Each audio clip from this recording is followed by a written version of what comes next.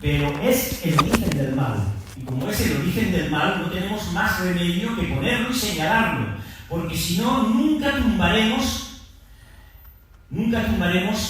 lo que nos viene encima. Si queremos luchar, hay que hablar con las palabras claras. Tienen que tener la gente muy claro que la Agenda 2030, por lo menos desde el punto de vista agrícola, porque tiene muchas aristas, nosotros no vamos a tocar ninguna de ellas, solamente nos vamos a dedicar a la parte agrícola. Desde el punto de vista agrícola es nuestra ruina, y lo tenemos que tener clarísimo. Lo primero, sí, mira. Bueno, ahí, vale. Primero la definición. Esta definición es propia, ¿vale? Entonces, lo primero es que son unos objetivos, estamos hablando de los objetivos de desarrollo sostenible de la Agenda 2030, que son 17, ¿vale? Y son grupo de deseos buenistas, no digo buenos, digo buenistas. Buenistas porque en realidad es postureo. En realidad, cuando te quieren engañar, te lo tienen que poner bonito, ¿no? Pues te lo van a poner muy bonito y ahora los veremos. Inalcanzables e incompatibles entre sí. Nunca se ha alcanzado ninguno de ellos, ni lo quieren alcanzar. O sea, no nos lo creamos, No se ha alcanzado nunca, ni lo vamos a alcanzar nunca. Pero además, son incompatibles entre sí. Pasa y luego seguimos con esta trasca, pero para que se vea que efectivamente son incompatibles entre sí. Si nosotros queremos aplicar las restricciones a las que nos lleva, por ejemplo, de vida de ecosistemas terrestres, que la vida de ecosistemas terrestres, la ley, digamos, más importante que deriva de esto, precisamente es la que se aprobó ayer. Bueno, no se ha aprobado, luego hablaremos de ella, que todavía no está aprobada. Es la ley de restauración de la naturaleza, es la pata más importante de vida en ecosistemas terrestres. Si nosotros aplicamos las restricciones que nos van a llover por ahí, por la vida de los ecosistemas terrestres, o por acción por el clima, en realidad nosotros estamos perjudicando, y muy gravemente, a los dos primeros, a la pobreza y al hambre en el mundo, porque estamos perjudicando la alimentación. Estamos haciendo que al caer nosotros todo venga desde terceros países con grandes barcos contaminando la atmósfera, porque los barcos es de lo que más contamina, y además están produciendo agricultura de exportación en países que necesitan agricultura de subsistencia. Luego estamos generando hambre en el mundo, y el mejor ejemplo de eso es Suazilandia. Una gran empresa, United Plantation, está produciendo cítricos en Suazilandia. Es el tercer país más pobre del mundo, y los trabajadores de esa empresa son, sí, gente de allí, pero muy poquitos. Y a estos les dan la comida, les dan la vivienda, donde vivir, donde dormir, asistencia médica y a trabajar. ¿Nos lo permitirían a nosotros tener 4 o 5 suazilandeses en esas condiciones aquí? Entonces, ¿por qué nos exportan sus cítricos aquí? En esas condiciones. Pero el resto de la población ya no tiene tierras, porque todas las tierras pertenecen a esta gran corporación. Y entonces el resto de la población la han condenado al hambre, a vagar por las calles, a buscar la leche de las cabras. Pero ellos ya no tienen tierras. Las tierras son de esta gran compañía. Entonces, digamos que el volumen económico de la nación pues habrá subido porque esto lo está produciendo la nación, pero todo el dinero va al mismo, a United Plantation, a esa corporación. Entonces, vemos cómo están perjudicando el hambre en el mundo, y si perjudican el hambre en el mundo, ¿qué están haciendo? Aumentando la inmigración, porque la gente no puede vivir allí. En lugar de enseñarles a pescar, en lugar de enseñarles a cultivar, les hemos mandado a nuestras grandes corporaciones a que cultiven allí. Eso es lo que realmente estamos haciendo en Europa, los buenos europeos, los que aman la Agenda 2030. Y por supuesto la pobreza es nuestra pobreza, y también la de ellos, como hemos visto. Luego, son incompatibles entre sí. Luego, si ya son incompatibles entre sí, todo esto es una gran mentira. Todo es Postureo, y de hecho vemos muchas palabras que son postureos, que son conceptos abstractos, como justicia, paz, vemos sostenibilidad, todo esto son conceptos abstractos, conceptos que no son concretos, y que en realidad, pues hasta qué punto, ¿qué es la justicia? ¿Hasta qué punto las cosas son justas? En realidad esto es un bombón, cuando uno los lee, digo, pues sí, está bien, los firmaría Bismundo, cada uno de ellos para su discurso de investidura, ¿no? Pero la realidad es que esto, sobre todo, nos vamos a fijar en agua limpia, nos vamos a fijar en producción y consumo responsable, nos vamos a fijar en energía asequible y no contaminante, en acción por el clima y en vida de ecosistemas terrestres. Estos son los que afectan a la agricultura. Cuando hablan de agua limpia, qué bonito, agua limpia para beber, para consumir, ¿verdad? Pues con eso lo que te están diciendo es que tú contaminas los acuíferos. Eso es lo que te están diciendo. Y que entonces te tienen que restringir los abonos y los fertilizantes y los fitosanitarios. También te están diciendo que no hay suficiente agua en el mundo, que el agua es finita. Eso es lo que te están diciendo. Y la palabra finita te lo repiten las organizaciones estas no gubernamentales que se dedican a proteger la naturaleza. El agua no es finita. El agua es la que es y siempre será la misma. Porque aquí nada se crea ni se destruye, tan solo se transforma. El agua sube al cielo en forma de gas y termina cayendo en forma de agua. Y siempre es la misma. Otra cosa es que nos caiga a nosotros o que les caiga a otros. Pero lo que no puede ser es que estén hablando de sequía en España, en Francia, en Grecia, en Italia, en Holanda, en todos los sitios están hablando de sequía. En algún sitio caerá el agua, ¿no? Digo yo.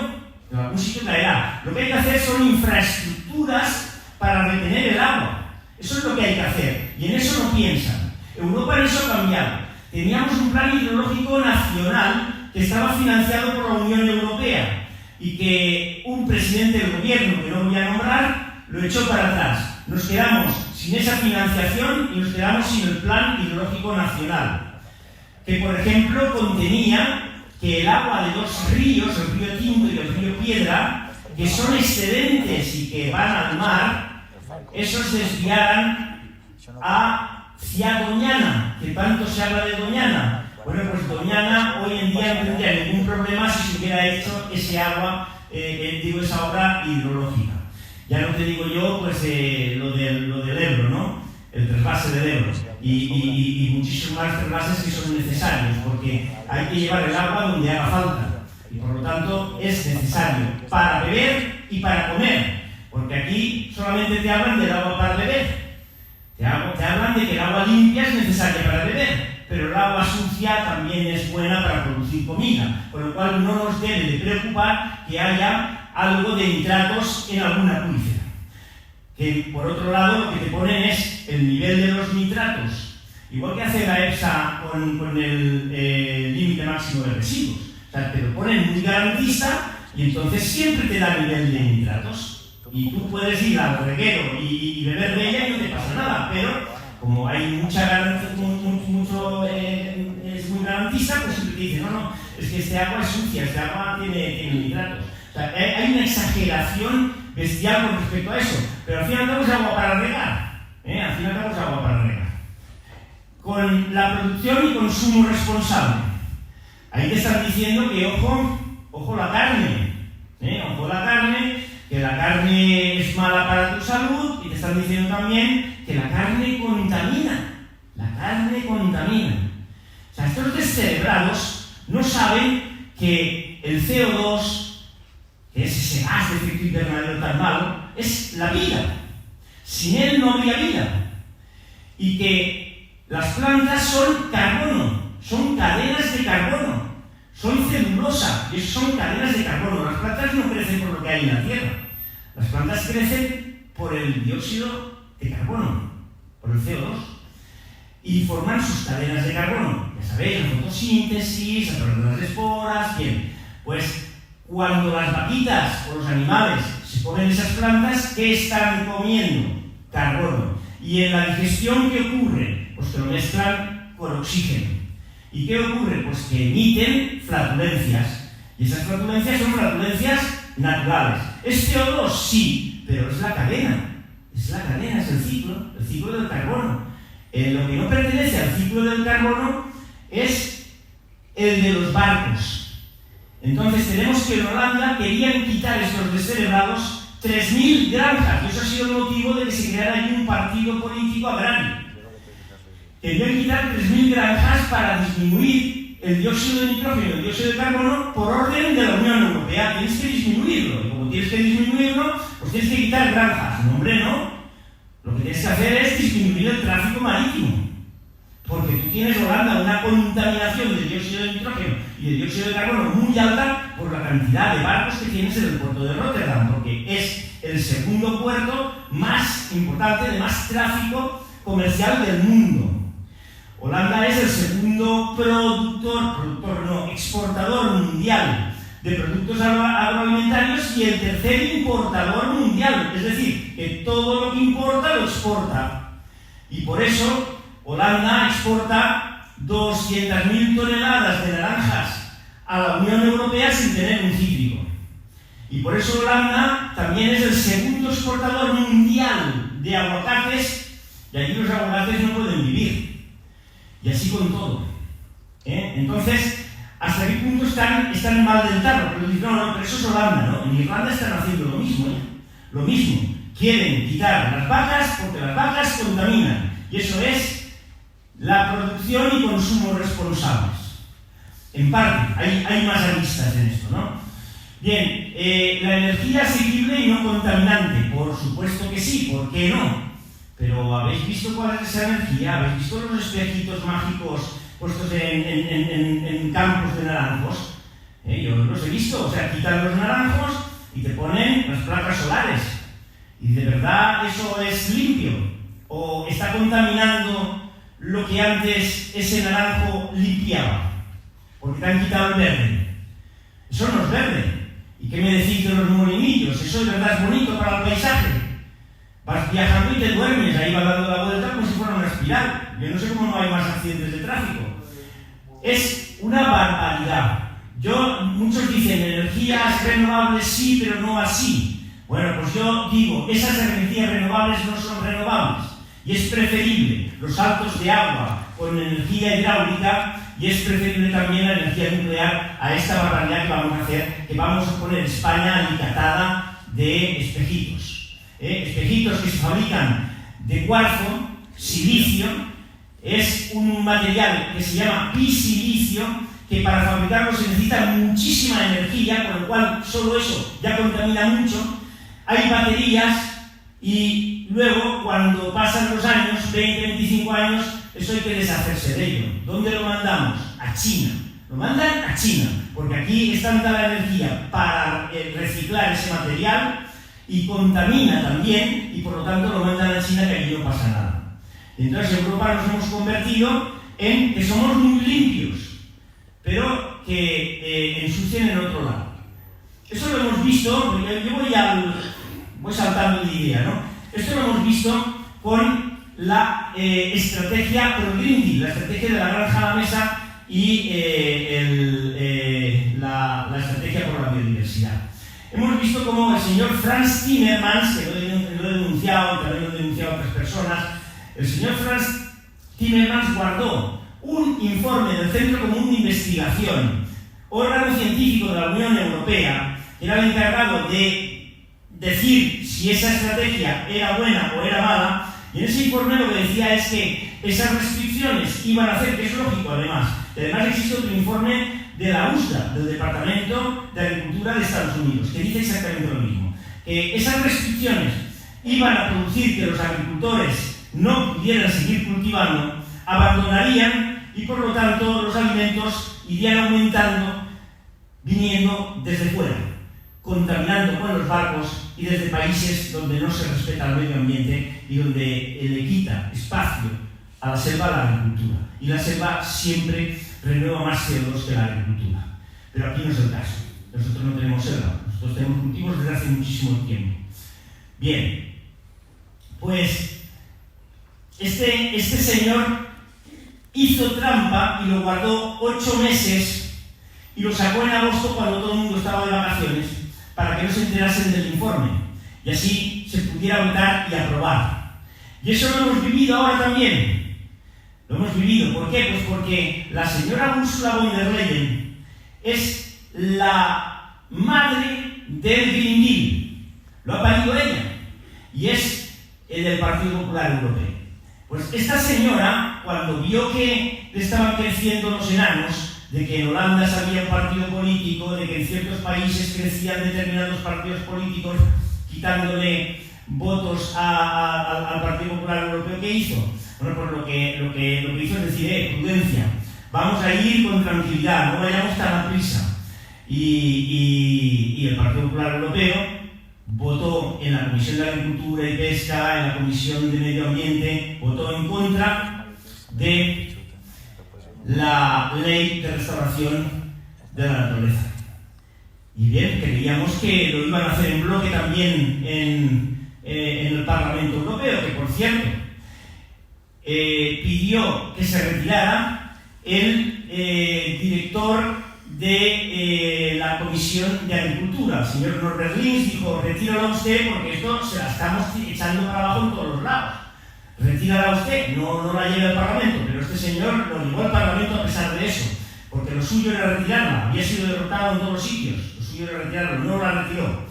La llevó al Parlamento y en el Parlamento al final se ha votado que sí. ¿Por qué? Porque 21 diputados populares, europarlamentarios, no españoles, han votado a favor de esta ley. Y otros 30 se han abstenido, no fueron a votar. Uno de ellos, español y valenciano. Bien, pues esto es lo que tenemos. Postureo para que luego la ley siga para adelante. ¿Ahora qué es lo que toca? Pues ahora lo que toca son enmiendas a la ley que hasta diciembre se irán produciendo, pero por mucho que la maquillen, esa ley solamente puede ser nefasta, muy mala o peor. No puede ser buena nunca en la vida, porque de lo que se trata es de restaurar esos espacios naturales quitando de ellos la agricultura. Entonces, lo maquillen como lo maquillen, al final, pues en muchos sitios, que en España tenemos un 30% de espacios naturales que están clasificados como protegidos en la red Natura 2000, y somos el país que más espacios naturales tiene declarado. ¿Por qué? Pues porque eso daba subvenciones a las comunidades autónomas. Por eso cualquier espacio enseguida hay que declararlo. ¿Pero alguien lo cuida? No, nadie. Aquí nadie está limpiando el bosque ni está limpiando nada. Simplemente lo declaran. A partir de ahí empiezan a venir restricciones a la agricultura por ley y restricciones a la ganadería por ley, y aquello se convierte en un secarral, se convierte en una marea. Y a partir de ahí también los incendios son inapagables, claro que sí. Pues ahora hay más de lo mismo. No solamente te van a poner restricciones, sino ahora te van a decir: cierra tu explotación. ¿Y cómo te van a compensar? Pues ya está ocurriendo en Castilla-La Mancha. Cero. Tu tierra sale evaluado. Tu tierra no vale nada. Si no se puede cultivar, tu tierra ahí no vale nada, nadie te la compra y nadie te la va a pagar. Y eso es lo que realmente nos va a ocurrir. Porque nosotros pensamos, mientras les pase a otro, mientras les pase a los de la Albufera, mientras les pase a los de la Marchal de Nules, o les pase a los del Delta del Ebro, pero es que nos va a ir pasando a todos.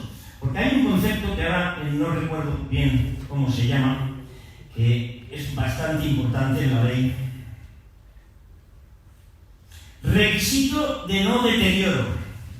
El requisito de no deterioro, eso significa que en cualquier sitio que tampoco sea una zona protegida, puede ocurrir que digan: ojo, que estás cerca del barranco y que aquí en el barranco pues se está produciendo un deterioro de este barranco. Entonces, por el requisito de no deterioro, tu finca deja de explotarse. O puede aparecer cualquier ave, o puede aparecer cualquier lagartija, o yo qué sé. El requisito de no deterioros va a ser aplicado en aquellas zonas que no son protegidas. Es decir, que de momento se aplican zonas protegidas, también la aplicación no es, digamos, total. O sea, es un 20% de las zonas hasta el 2030, hasta el 2050 era al revés, hasta el 2040 son 50% y hasta el 2050 son 80%. Es decir, que poco a poco van a ir dando vueltas hasta que al final pues, la agricultura pues, va a ir disminuyendo, cada vez menos y cada vez vendrá de más lejos. Los años van pasando, pero nosotros tampoco tenemos relevo generacional, así que tampoco pasa nada, ¿no? O sea, que si vamos a abandonar de todas formas. Bien. Sí. ¿Podrían levantar la mano, por favor, los menores de 50 años que estén aquí? 1, 2, 3, 4, 5, 6, 7. 7. Poquitos. No, la media de edad de los agricultores valencianos es 64 años. 64 años. Y el abandono va creciendo, y no solamente hay abandono, sino que también hay adquisiciones de tierras a agricultores por parte de exportadores. Eso también está ocurriendo mucho. Y también están entrando ya los fondos de inversión. Están entrando en la compra de empresas de exportación, pero también están entrando ya también en la compra de fincas. Entonces todo esto se va a ir transformando poco a poco. Bien, la acción por el clima. Y aquí es donde voy a entrar en profundidad. Voy a entrar en el negacionismo puro. ¿Por qué? Pues porque no hay debate. Yo no voy a decir no existe el cambio climático. El cambio climático existe. Pero tal vez lo que no exista es el calentamiento global por el CO2. Eso es posible que no. ¿Por qué? Pues porque hay un montón de científicos, ahora lo veremos, que no se atreven a hablar, pero sí se unen en asociaciones en contra de lo que está marcando el panel intergubernamental del cambio climático, el IPCC. Bueno, y ya hemos hablado también de vida de ecosistemas terrestres, pues vamos a pasar adelante. Bueno, y de esto que tiene tantas aristas, que es la Agenda 2030, estamos hablando solo de una, pero esa una es la más importante. Henry Kissinger dijo que quien domina la alimentación domina a las gentes. Y es lógico, comemos todos los días, ¿verdad? Entonces, ¿en manos de quién va a caer la alimentación para dominar a las gentes? Y ahí entra dentro toda la conspiranoia ya. Este señor, Henry Kissinger, sabéis que fue secretario de Estado de varios presidentes de Estados Unidos, Henry Ford, entre otros, y bueno, es también el ideólogo del Club Bilderberg. A algunos les sonará. Yo no voy a entrar en conspiranoias, pero simplemente para informaros un poco de quién es este señor. Es el ideólogo del Club Bilderberg. El Club Bilderberg es un club que se reúne todos los años en un gran hotel y que allí se reúnen todas las grandes fortunas del mundo, las grandes empresas, las grandes corporaciones. Se reúnen todos los dueños de los grandes medios de comunicación y los políticos, determinados políticos que ellos invitan y que normalmente pueden ser o bien altos cargos del gobierno o de la oposición. Y allí los llevan, allí se encierran y allí hablan. ¿Qué hablan? También la prensa te lo dice, lo podéis consultar. 2023, que ha sido en Portugal, ¿de qué han hablado? Y lo veréis. 2022, ¿de qué han hablado? Y lo veréis. Y tienen fijación por esto, por la Agenda 2030. Por la aplicación de la Agenda 2030. O sea, estos señores tan poderosos tienen fijación por la Agenda 2030. ¿Y qué me decís del Foro de Davos? El Foro de Davos en el 2021 también lo trató, y en el 2022 también. Y en el 2021 se salió de ahí, del Foro de Davos, con su, frase que estaba... era la frase que le daba nombre a la reunión, que era: no tendrás nada y serás feliz. Y eso te dice mucho, ¿verdad? Dicho por banqueros. Entonces, ¿cómo se llama Schwarz de nombre? Klaus. Klaus Schwarz, qué casualidad, de segundo apellido es Rothschild. Yo no sé si sabéis quién es la familia Rothschild. Familia de banqueros que desde siglos pues domina la economía mundial y, entre otras cosas, domina también la Reserva Federal Americana. Entonces, pues bueno, estos quitan y ponen rey donde quieren, además, ¿no?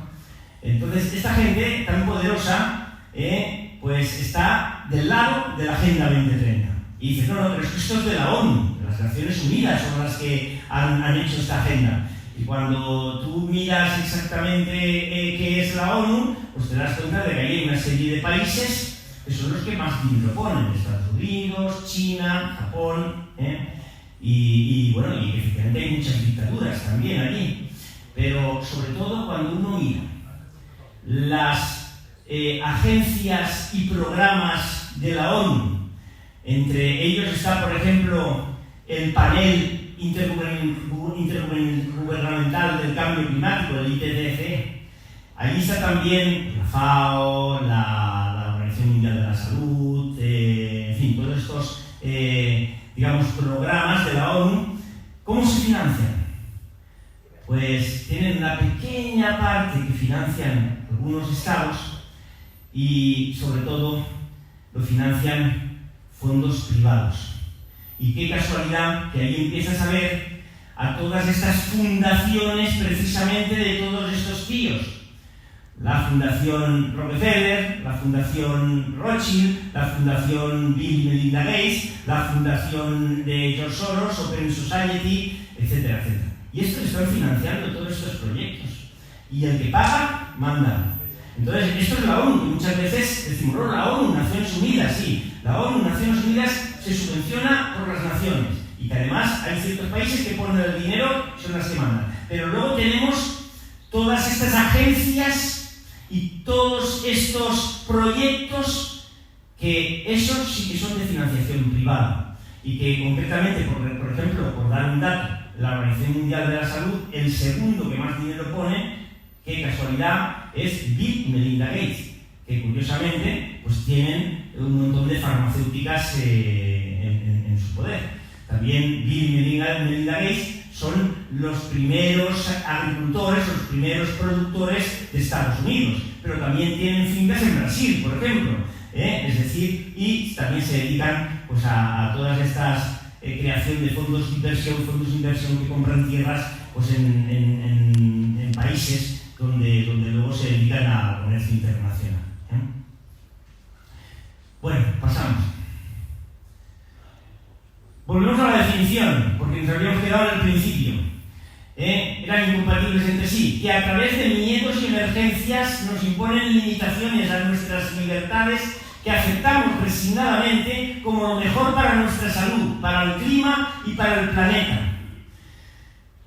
Emergencia climática, emergencia sanitaria, emergencia energética, emergencia alimentaria, emergencia, y entonces de ahí vienen, para poder solucionar estas emergencias, vienen las limitaciones a nuestras libertades. Esta definición es conspiranoica, no os digo que no, es mía, es conspiranoica.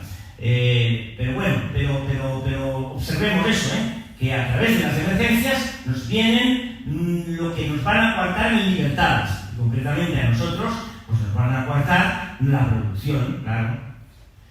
Siendo el objetivo final el establecimiento de un gobierno mundial no elegido democráticamente. Esa es la finalidad que quieren precisamente, y esto es conspiranoico, estos grandes de Bilderberg y del Foro de Davos.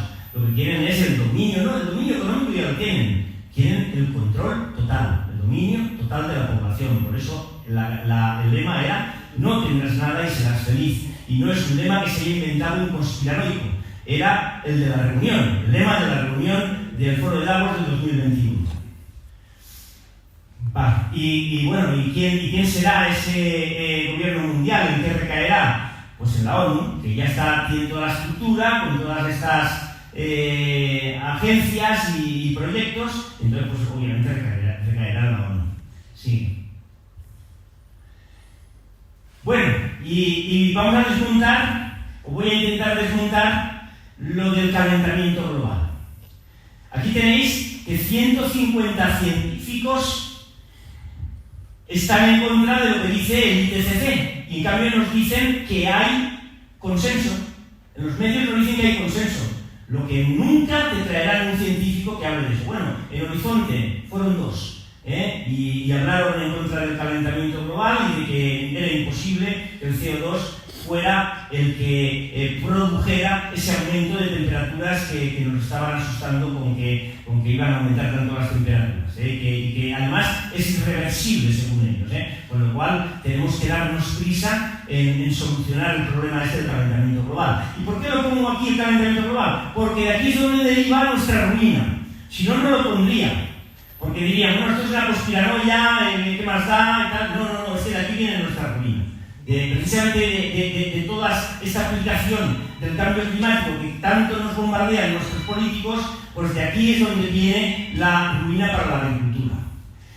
Bien, aquí han creado una sociedad, esta gente, que ahora no me acuerdo cómo se llama, bueno, es igual el nombre, y que bueno, sería interesante que esta sociedad debatiera con el IPCC. Yo veo una diferencia entre estos científicos y aquellos. Aquí, en estos científicos, hay gente que se ha salido del IPCC. ¿Sabéis? O sea, gente que ha perdido su trabajo. Gente que allí tenía todo tipo de premios, pero que no tragaba con lo del calentamiento global. Y eso para mí me da mucho que pensar. Aquí también tenemos a un científico que era uno de los creadores de Greenpeace, y que de los 7 jefazos de Greenpeace, él era el único científico. Se salió, porque tampoco le parecía bien la deriva que estaba tomando Greenpeace y el calentamiento global. Y existe un documental que se llama La farsa del calentamiento global, donde muchísimos de ellos hablan aquí. Os lo recomiendo. La farsa del calentamiento global. Miradlo porque son científicos los que allí hablan. Y yo no soy científico, pero me atrevo a ser lógico. Y entonces vamos a darle un poquito de vueltas lógicas a todo esto. Dale. Cambia. Lo primero que tenemos que decir es que nunca en la historia de la humanidad los cambios climáticos han ido asociados al calentamiento global. Nunca. Hace 200 años tuvimos un enfriamiento de la Tierra donde casi todos los ríos europeos, y eso está documentado, estaban congelados. Si nos vamos más atrás, a la Edad Media, nos ocurre que hubo otro calentamiento, igual que en la Edad Romana, que estaban varios grados por encima de lo que ahora mismo estamos, y no había tanto CO2. Sino que había bastante menos del que ahora tenemos, porque no había emergido ese CO2 que está en bajo tierra, que es los hidrocarburos, ¿vale? Sigamos. Bueno, la actividad solar, o sea, cosas que efectivamente pueden producir cambios climáticos. Por un lado tenemos la actividad volcánica, la actividad solar, tenemos el recorrido de la Tierra con respecto al Sol, la órbita solar, que puede cambiar y cambia. Tenemos el eje polar, que también cambia en función de la masa de hielo, cómo va cambiando, si la mantisa, que es el agua que se congela, pues digamos que se congela más en un lado del Ártico o del Antártico, entonces que va cambiando, y en función de eso también cambia la climatología, de las corrientes marinas, en fin, hay un montón de cosas por las que puede cambiar el clima, pero ellos nos dicen que solo es por el CO2 antropogénico, el que produce el hombre, digamos. ¿Y cuánto es el CO2 en cantidad en la atmósfera? Que, como hemos dicho antes, es el gas de la vida. Pues el CO2 en la atmósfera son 400 partes por millón. Es decir, en una población de 2.500 personas, 1 sería CO2. Para que nos hagamos cuenta de esa digamos, densidad. porque la atmósfera es oxígeno, es hidrógeno, es argón, es el CO2, es vapor de agua, es un montón de gases. El CO2 es simplemente 400 partes por millón ahora. ¿Y de quién es el dato? Del IPCC. Este dato es del IPCC, de estos que nos dicen que hay calentamiento global. O sea que ya nos damos cuenta de que la cantidad es relativa. Pasa. Ahí simplemente era un dato que en el cambio pues, aumentó la temperatura a 7 grados, no sería por el CO2, pero en aquel tiempo la cantidad de CO2 aumentó hasta 7000. Porque efectivamente en aquel tiempo pues, los gases volcánicos y tal, pues, vale, está 7000. Tenemos 400, no 7000, tenemos 400. Y aún así, aquello no debió ser por el CO2. Bien, y dentro de lo que son los gases de efecto invernadero, o sea, nos olvidamos del oxígeno y del hidrógeno, nos vamos a los gases de efecto invernadero. ¿Cuál es el gas que más cantidad hay en la atmósfera? El vapor de agua. El vapor de agua de los gases de efecto invernadero es el 95%, pero su poder de efecto invernadero, que es algo menor que el CO2, es el 75%. Y el poder del CO2 como efecto invernadero supone el 20%. Pero tenemos que lo que más influye en el efecto invernadero es el vapor de agua, la lluvia y el vapor de agua. O sea, la lluvia, las nubes y el vapor de agua. Eso es, digamos, lo que más influye, para que nos hagamos cuenta de que también el CO2 dentro del poder de efecto invernadero también es relativo, o sea que tampoco es una cuestión vital. Sigamos. Y esto también es del IPCC, este gráfico. Y os dais cuenta de que los bosques captan más CO2 del que emiten, ¿vale? O sea que concretamente 450 y 439. 11 más, ¿vale? Luego están compensando un poco el CO2 y es de ellos, Bien, los océanos lo mismo, también captan más CO2 del que emiten, pero con una diferencia además, que no nos la cuentan, de que los océanos a mayor cantidad de CO2 tienen capacidad de captar más CO2. Eso sí, acidificando el agua, pero tienen más capacidad de captar CO2, ¿vale? Pero bueno, vamos a dejarlo en los datos del IPCC, ¿vale? Lo dejamos tal como nos dicen ellos. ¿Y cuál es el CO2 antropogénico? 29. De 800, 29 es el CO2 anual que emite el hombre, de 800, ¿vale? Pero encima nos están compensando hasta, no sé si son 11, bueno, al final quedarían los 11 sin compensar. ¿Y qué cantidad es esta del CO2 antropogénico? Pues son un 3,62% del CO2 total que se emite a la atmósfera. Un 3,62%. O sea, no sé hasta qué punto todo eso puede producir un cambio climático, pero veremos que todavía va a ir disminuyendo esto. Y luego, otra cosa. El CO2 es de los gases más estables que existen, pero también se va degenerando. Y cada 80 o 100 años el CO2 desaparece. O sea, una molécula de CO2 con 80 o 100 años le pasa igual que a nosotros, se muere. Es decir, que se convierte y se separa en carbono y oxígeno, ¿vale? Ella solita, sin necesidad de ser absorbida. ¿Eso qué significa?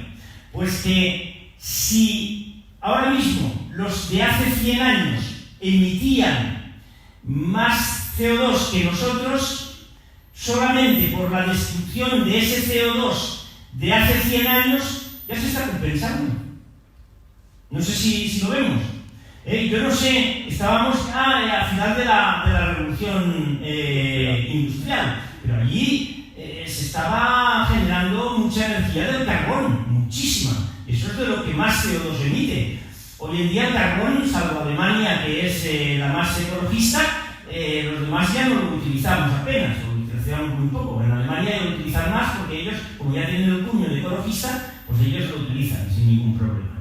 Bien, pues como veis, parece ser que no es tan verdad eso de que el CO2 crezca en la atmósfera. Parece ser que no es tan verdad, porque tenemos que lo compensa según su gráfico, O sea, este gráfico no, si fuéramos a la gran farsa del calentamiento global y aquella sociedad de científicos que, digamos, no están dentro del IPCC y que niegan el calentamiento global, estos señores dicen que es 6,5 gigatones, no 29 gigatones, lo que produce el hombre. O sea, que los datos de estos señores son otros. ¿Cuál será verdad? No lo sé, nos hemos cogido a los otros, ¿vale? Nos hemos cogido a los otros y aún así vemos que es relativo lo de estar creciendo el CO2 en una proporción que sea significativa para que de verdad haya un calentamiento global extremo, ¿no? Que puede haberlo, pero por otros motivos, no por el CO2 antropogénico.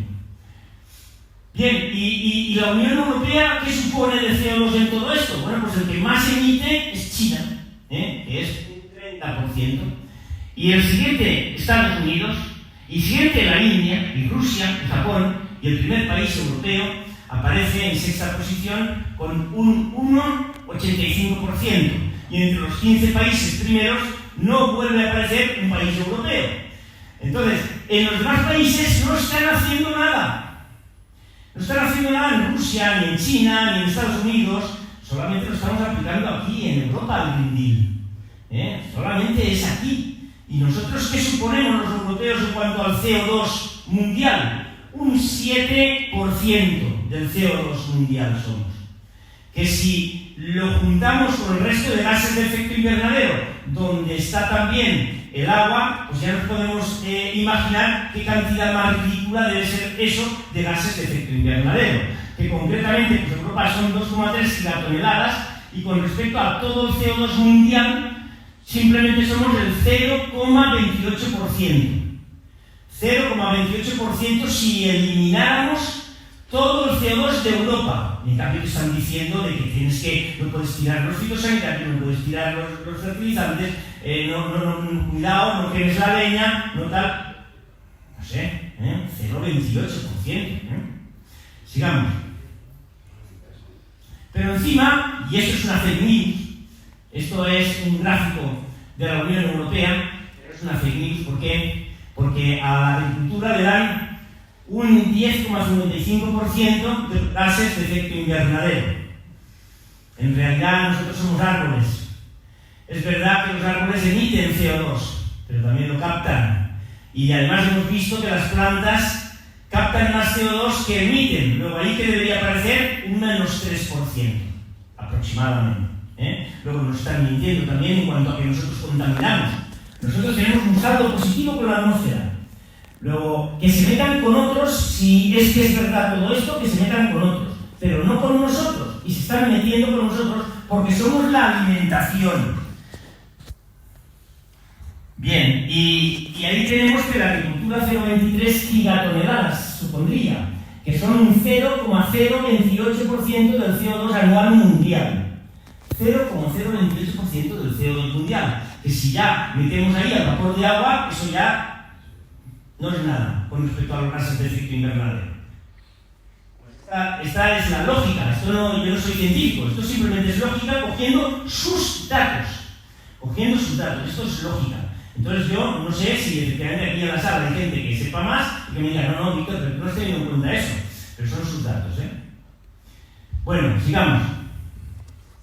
Y ahora entramos ya en materia. Aquí tenemos el Green Deal, no sabría cómo llamarlo, pero es lo que nos está asesinando por segunda vez. Es la segunda traición europea, porque la han aprobado escondiendo el informe.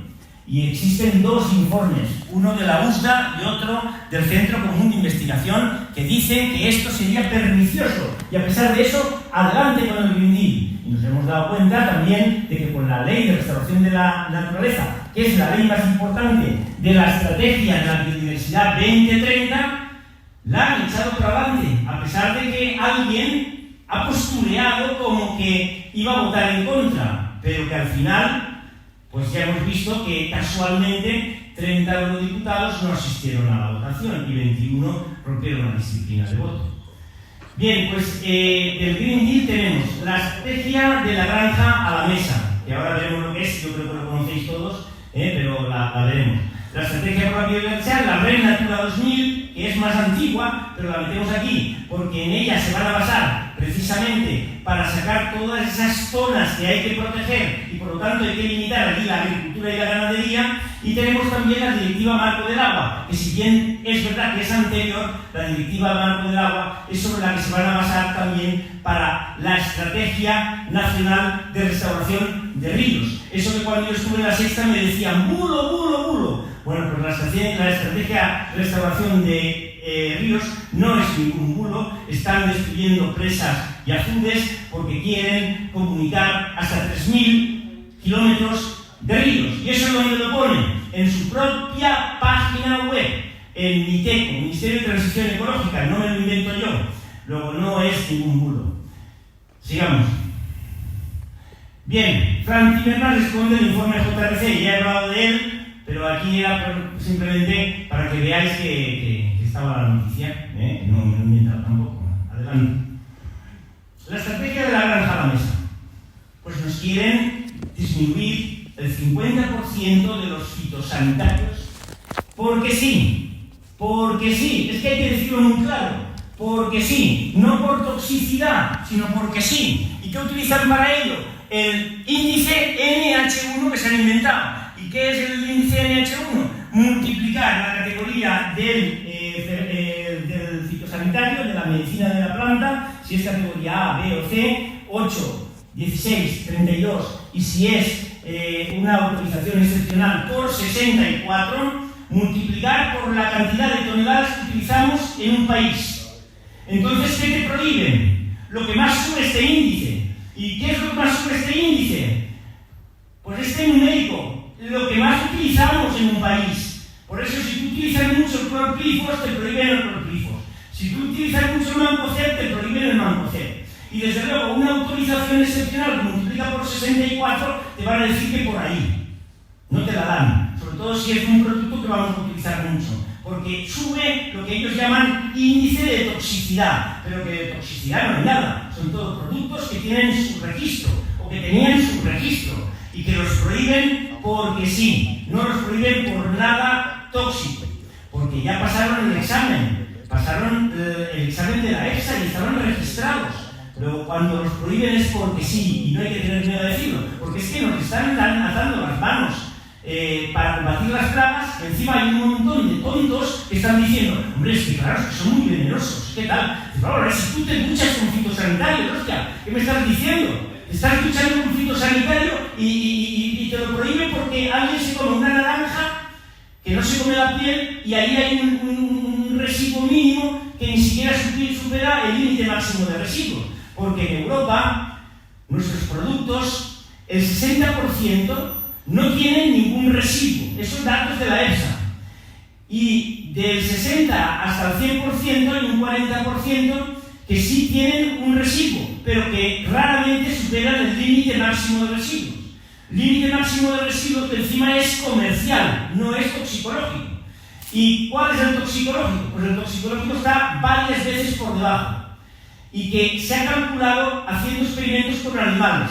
Y cuando se ha calculado la toxicidad para el animal crónica, es decir, que después de inyectarle ese producto, una dosis, todos los días, y le produce cuando se ha calculado el NOAEL, que es aquello que no le produce al animal ninguna enfermedad, ni ninguna, ningún problema físico de ningún tipo, pues a partir de ahí dividen por 100 y ese es el límite toxicológico para el humano. Y por eso nosotros pues absorbemos billones de veces con B más residuos que lo que puede haber en una fruta y no nos pasa nada. Porque hay una garantía, que yo siempre digo lo mismo, es como si en carretera, en seguridad vial, en vez de ir a 60 metros de distancia con el de adelante a 100 km por hora, tuvieras que llevar 6.000. Por eso es la seguridad alimentaria. Y el propio Bernard Kuhl, bueno, vamos a creo que estoy adelantando. Bien, la otra cosa es reducir un 25% la fertilización. Y veremos la ley. Nos van a reducir la fertilización. El técnico te dice, la planta necesita 600 unidades de fertilizante. No. Tienes que reducir el 25%. y nos obligarán a ello, y veremos cómo. Y luego, para los animales, no solamente van a reducir el 50% de los antibióticos, porque claro, no vaya a ser que esos antibióticos tengan alguna incidencia sobre el ser humano mucho tiempo después. No, no hay ninguna incidencia. No solamente tienen ahora la viruela, tienen la tuberculosis, y están saliendo enfermedades nuevas y cada vez las pueden controlar menos, porque les están quitando no solamente los antibióticos, sino que antes los ponían ellos y ahora necesitan al veterinario, ellos ya no pueden. Entonces eso le produce un sobrecoste.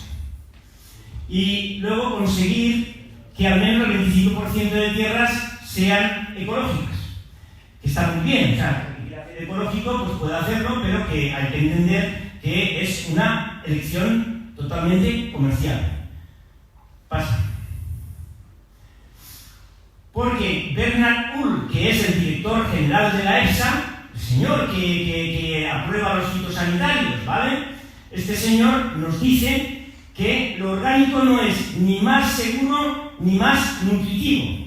Porque la gente tiene una idea de que sí, que es más nutritivo. Porque vamos a ver, si al fin y al cabo la fruta lo que come son elementos. Da igual que se los des en forma química, que se los des en forma de estiércol. Lo que come es, lo que tienes que tener es eso, pues un equilibrio de los elementos que hay que proporcionarle.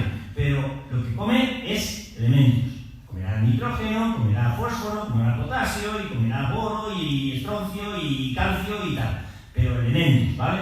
Entonces eso, o lo come de lo orgánico o lo come de lo químico. Pero al final, da igual, no es más sano ni más nutritivo.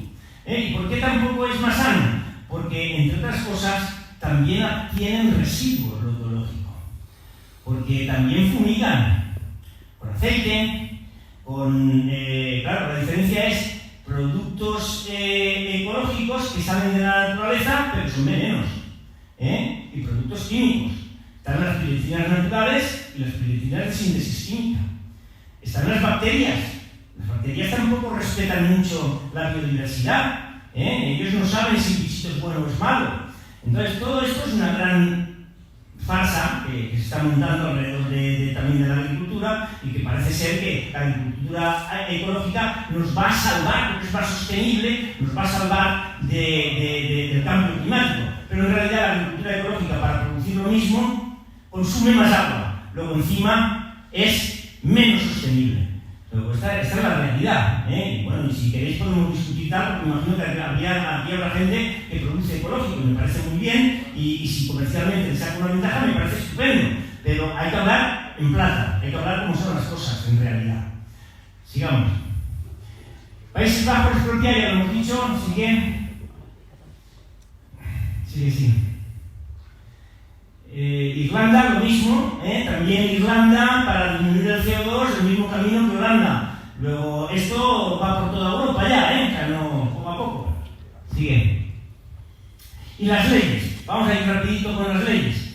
Las leyes, tenemos allí el reglamento de prohibición de fitosanitarios que continuamente va emitiendo la EFSA. Hoy te prohíbe este, o mañana para el otro, tal, y normalmente los prohíben porque o bien la empresa no está ya, digamos, interesada en renovar la autorización, o bien por principio de precaución, que es por si acaso, yo no puedo probar que este elemento es malo, pero por si acaso lo prohíbo. Y lo pone en el propio reglamento, que es por precaución. Luego tenemos el Real Decreto 1050, Ley Uso Sostenible de los Fitosanitarios. ¿Y cómo se va a aplicar esto? Bueno, pues esto cómo se va a aplicar es que los 3 primeros años tú vas a ir poniendo en el cuaderno digital el fitosanitario que tú utilizas para un determinado producto, cítricos, para combatir una determinada plaga, la que sea. Entonces, cuando tú has terminado esos 3 años, ellos determinan cuál es la media. Y entonces, a partir del 4º, no te podrás pasar de esa cantidad. Y si te pasas, calpisado. 25%, 50% o 75%. En función de eso, pues te irán penalizando.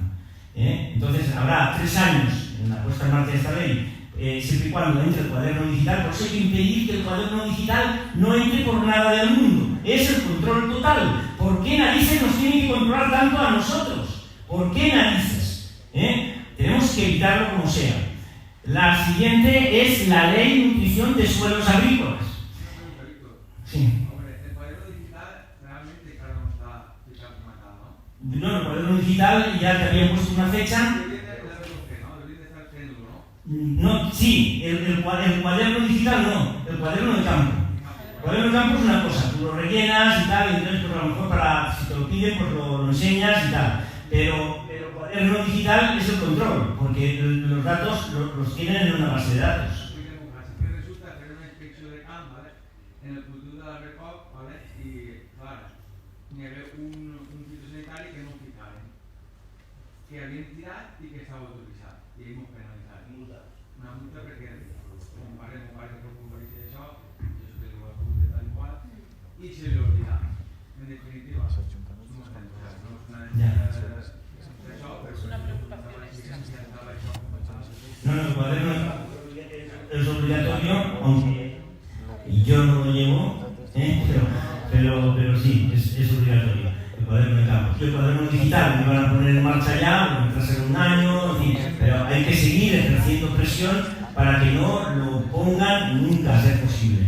Y ahora a ver si hay cambio de gobierno y podemos presionar y si hay que ir a las manifestaciones hay que ir, porque si vamos 4 no conseguimos nada. Tenemos que ir todos los agricultores, que vean que nos quejamos contra algo, porque si no nos lo imponen y no pasa nada. Bien, y normas básicas de ordenación de las granjas bovinas, y ahí entra todo el tema de los antibióticos, de los estiércoles y tal. También a los ganaderos les aprietan con las leyes estas que derivan. ¿De qué derivan? No perdamos el objetivo. Derivan de la Agenda 2030, porque lo que nos están haciendo es aplicación de la Agenda 2030. Eso no lo perdamos de vista nunca. Bien, Sistema de Información de Explotaciones Agrícolas y Ganaderas del cuaderno digital. En la parte de los ecoregímenes en sí ya también es cambiarte el modelo de producción para poder cobrar parte de tus derechos, de lo que te correspondía por tener. Ya te han dicho, vamos a ver, en primer lugar te vamos a quitar 5.000 millones de euros para los 7 años de este periodo de la PAC.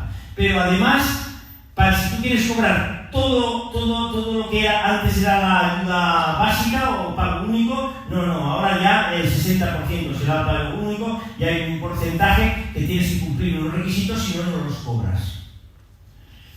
Pues esto es lo que nos están haciendo y nosotros tragamos. O sea, una cosa que era un derecho, deja de ser un derecho y te lo cambian por algo que es una obligación si tú quieres cobrar. Y ojo, porque luego... Sí, la ayuda era un derecho, el pago. Con todo mi corazón, y os aprecio a todos como agricultores que sois, ahí discrepo. Creo que nos hemos acostumbrado a la cultura de la ayuda, en lugar de exigir nuestro puesto.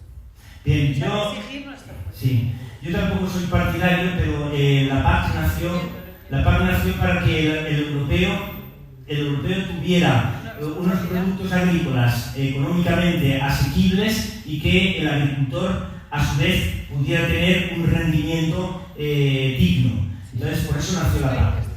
Entonces, esa ayuda no es la ayuda, digamos, es la ayuda que favorece al consumidor. No es la que debiera, es como sí. Un engaño más. Sí. De todas formas, la PAC cada periodo de 7 años va a ir desapareciendo hasta que desaparecerá totalmente. Y desde luego aquí ayudas va a haber muchísimas, pero van a ser para que muchas ahí veces es donde tenemos que estar, que es en lo que hemos coincidido sí. todas las palabras. Bien, sigamos. De todas formas, para los institutores la PAC es ridícula, para los institutores. Para los del maíz, para los cereales es más alta, depende del cultivo, puede ser mayor, ¿no? Pero para nosotros es ridícula. Incluso para los de invernadero creo que no tienen ni siquiera ayudas para los del tomate y todo esto, creo que tampoco tienen nada de tal. Bien, estas son otras leyes que también salen de la Agenda 2030, y una es la de residuos y suelos contaminados para una economía circular, de la que nos salió aquella prohibición de quemar, cuando resulta que triturar la leña contamina más que triturarla. ¿Por qué? Porque las plantas son vapor de agua y carbono. Entonces, cuando tú la quemas, tú lo que ves en humo es vapor de agua. Y luego está soltando también el carbono de golpe. Pero si se pudre, el agua también se va a evaporar. Se va secando la ramita y también se va a evaporar el agua. Y el carbono se va a pudrir y se va a formar metano. Al final, el resultado es el carbono que tiene la planta, es decir, es exactamente el mismo, solo que has utilizado una máquina de gran caballaje que quema gasoil. Luego, en realidad, te estaban engañando. Y te estaban... porque claro, ellos ven un mito y dicen, está contaminando. No, vamos a ver. Esto es gas natural, esto es el gas de la vida, es el carbono, el CO2. Y entonces el CO2 se va a emitir sí o sí de la planta. Porque si la planta muere ya no está ahí, se pudrirá o se quemará, pero va a desaparecer. Entonces, todo esto ha sido mera ninguna. Venga, vamos a ver. Esto es de Miteco. O sea, esto es lo de bulo. Esto es lo de Miteco. Azudes de pequeñas presas obsoletas demolidas en el marco de la Estrategia Nacional de Restauración de Ríos. Esto es la Estrategia Nacional de Ríos y ellos mismos te dicen ahí que en el 2021, 108 presas, casi la mitad de los 239 desmantelados en el continente. Bien, ¿por qué? Bueno, Estrategia Nacional de Restauración de Ríos lo que busca es unir tramos de río para que los peces remonten y puedan recorrer todo el río y poner sus huevos al inicio del río. Pero aquí tenemos ríos mediterráneos, ¿se han enterado de eso? Que se secan, la mayoría de ellos, en Mijares se nos secan, no sé aquí vosotros los Júcar, pero no va agua en verano. Entonces, si tú quitas los embalses y quitas los azudes, aparte de que no vas a poder regar, pues lo que vas a producir que es que muere toda la biodiversidad. Entonces yo lo llamo biodiversidad, pero en realidad se la están cargando. Y los pantanos tienen su propia biodiversidad. Entonces, ¿por qué quieren ocultar que tienen su propia biodiversidad? Y aparte también pueden hacer una pequeña construcción de acequia que remonte con una pendiente suave por encima de la presa y entonces los peces que quieran ir que se vayan para arriba, ¿vale? Bien, sigamos. Los ríos que vuelven a fluir, como España se ha convertido en un referente en la demolición de presas. Lo dijo José Ramón en Madrid. Somos los primeros.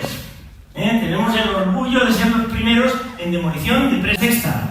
Me dijeron, es que usted no quiere que la agricultura también participe de la disminución en los efectos climáticos y tal. Bueno, pues, ¿qué quieren? Quieren que quitemos regadíos. En lugar de hacer obras hidráulicas para retener el agua y tal, lo que quieren, por la Agenda 2030, es quitarnos los regadíos y demoler, por supuesto, pequeños azudes, presas, etcétera, etcétera.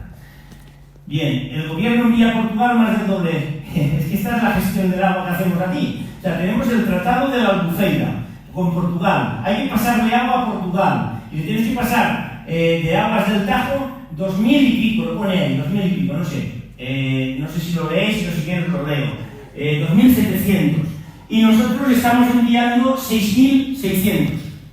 Eso es lo que nosotros soltamos para que el curso de agua ecológico pues vaya hacia Portugal. Y así tenemos la presa de La Serena en el río Guadiana al 20% y el pantano de agua segura. Y en plan de acción de agua subterránea, voy a ir terminando porque voy a hacer una cosa. Estos ahora se han fijado ya en las aguas subterráneas. Y la palabra que dicen es que están estresadas esas aguas. Porque resulta que se están sobreexplotando. Nosotros no hemos tenido problemas de agua de pozo. Vamos, creo que hay que remontarse a cuando yo tenía 14 años. Y bueno, y